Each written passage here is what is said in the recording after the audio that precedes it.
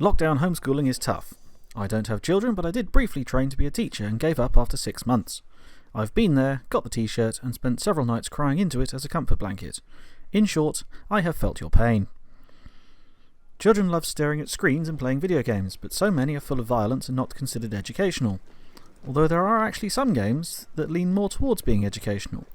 I'm thinking of games like Assassin's Creed that now has a Discovery Tour mode in which players can wonder at marvels from history right from their TV or computer screens. However, many games like this are expensive, so I've put together a list of 5 computer games that can be considered educational, won't break the bank, and also won't take up acres of hard drive space all at the same time. Between them, they cover subjects such as English, maths, logic, history, and problem solving. I can't guarantee that these games follow the national curriculum, but they should keep your children entertained for at least 10 minutes while you have a cry in the bathroom. Be warned though, they are quite old games, and I can almost guarantee that some of them are older than you are. Released in the mid-90s, our first entry into educational video games is absolutely free, as it's now a browser game. I remember having this game on CD back in the 90s, and absolutely loved it. Maths Workshop combines mathematics, puzzle solving, a dancing woodpecker, and a bowling gorilla. What's not to like?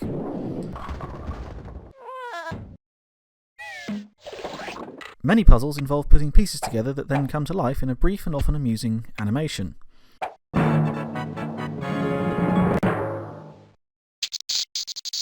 Hey, knock it off! Cut it out!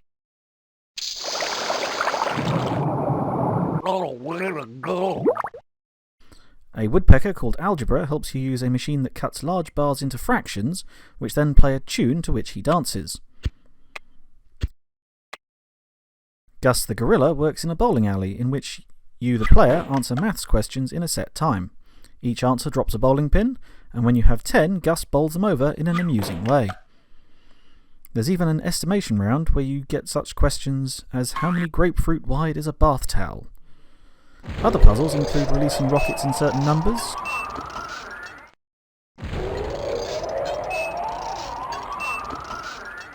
colouring in patterns on stained glass windows, and receiving random mathematics facts from Polly, the game's cheerful host. Polygon. Polygon, that's me. I was named after the polygon, a beloved figure having 3 or more sides, but the awesome thing is, the number of sides equals the number of angles.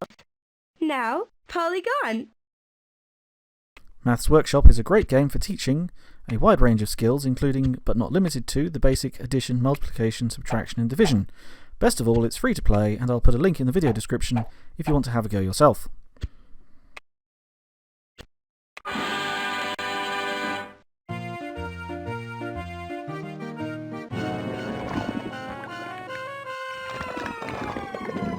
I collect these, you know.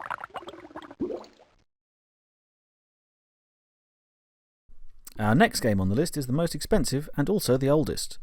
Chess is one of the oldest strategy games in history, so how could you improve it, I hear you ask? What if the pieces actually fought each other? That was the thinking when Battle Chess came out in 1988, before Wizard Chess was even a twinkle in J.K. Rowling's eye.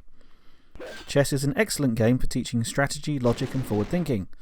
Battle Chess had a basic 2D version, which is easier for seeing the pieces but not as fun to play. The real fun is in the 3D version, although this is 1980s 3D, so don't expect anything remotely like virtual reality.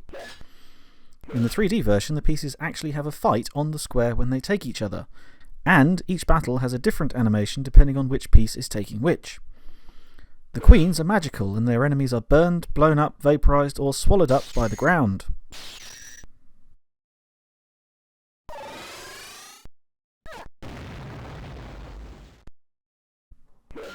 The king will often hit other pieces with his ceremonial mace, unless it's a bishop, in which case he just shoots him.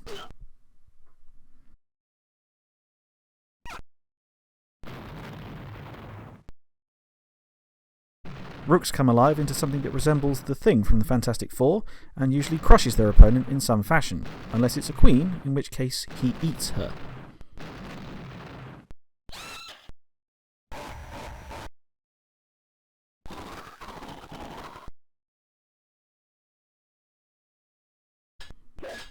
When a knight kills another knight, he cuts his arms and legs off in an obvious homage to the Black Knight from Monty Python.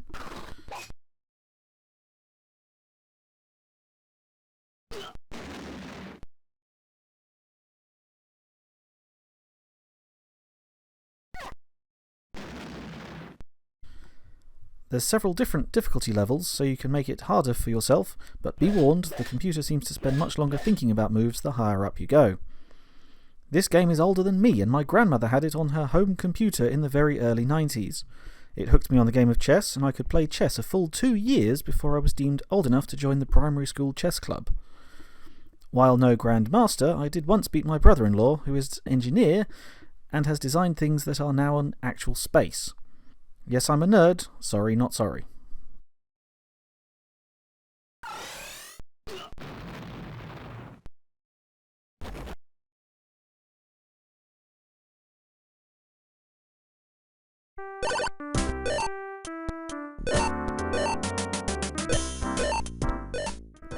Have you ever wondered what Mario games would have been like if the brothers had been librarians instead of plumbers?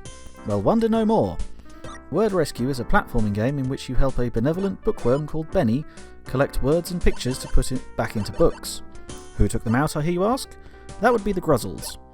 Gruzzles are strange blob-shaped aliens that don't want people learning anything, so they've removed all the words and pictures from books.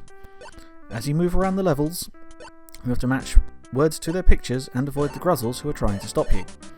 If you encounter one, you press the spacebar and Benny drops some purple slime on them which sticks them in place, keeping the player safe. There are also random letters scattered throughout each level that the player must collect in the right order to form a secret word.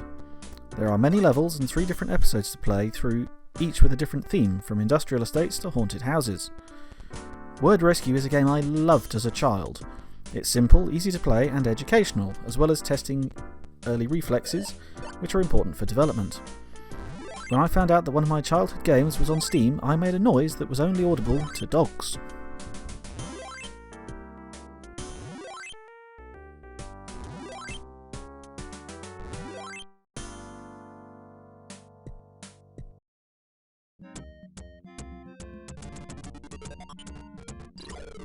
Math Rescue is the sequel to Word Rescue, but with a bit more going on, and it's about maths. Benevolent Benny is now a beautiful butterfly, and this time the Gruzzles are stealing numbers. In this sequel, we find out that the Gruzzles are actually the pets of an alien race called the Glixerians. They want to make humans stupid so they can become pets on the planet Glixer 2. Paired together, the 2 games were hailed as excellent for younger children and won an award in 1993 for Best Education Software. Both these games kept me entertained throughout my early childhood, and I still return to them for nostalgia purposes. I highly recommend you try both games yourself, and if you think they're easy, then ramp up the difficulty to prove just how much of a clever clogs you are.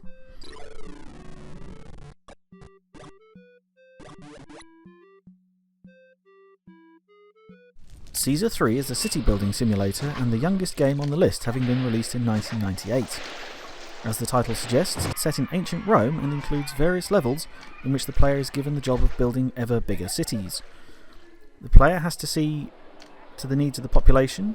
As the game says, the population need security, housing, food and water, in that order. Seems a strange order because I always start with housing and water and then look at security and food. There's no space for this lot anywhere in the city. The player must build houses and gardens for people to live in, wells and fountains to drink from, farms, granaries and fishing wharfs for food, timber yards, marble quarries and iron mines to get raw materials, furniture, pottery and weapons workshops to make sellable items. They have to tax the population the right amount to prevent riots. They need prefects and engineers to make sure buildings don't fall down or catch fire. They may need to train troops to fight off barbarian hordes. They need theatres and hippodromes to keep the masses entertained. They need temples and festivals to keep the gods and the population happy. And on top of all this, they have to keep the emperor happy by sending him olive oil, grapes, marble, weapons, troops, or any other number of random demands. Ha! My governors think money grows on trees. Caesar 3 is a tremendous time sink and will test children's and adults' management skills. Managing the city's incoming and outgoing payments could teach them an awful lot more about balancing accounts than several years at school. I have often wondered what the world would be like now if there had been games like this 40 or 50 years ago. Town planning might be somewhat improved. There are other games made by the same people that are set in ancient Egypt, ancient Greece and medieval Europe, but for me, Caesar 3 is the best, even though later entries had better graphics. There are simply not enough workers in this city. Hail! I'm taking this basket of... Oh, these baskets are so heavy. I'm taking fresh supplies back to my... So, there is my list of 5 cheap and educational computer games that was also a huge nostalgia trip for me. Did you play any of these growing up? Are you going to download them for your kids to give yourself some time alone during lockdown? What other games could go on this list that I've missed? Do let me know in the comments below and like and subscribe for more weirdness. Bye!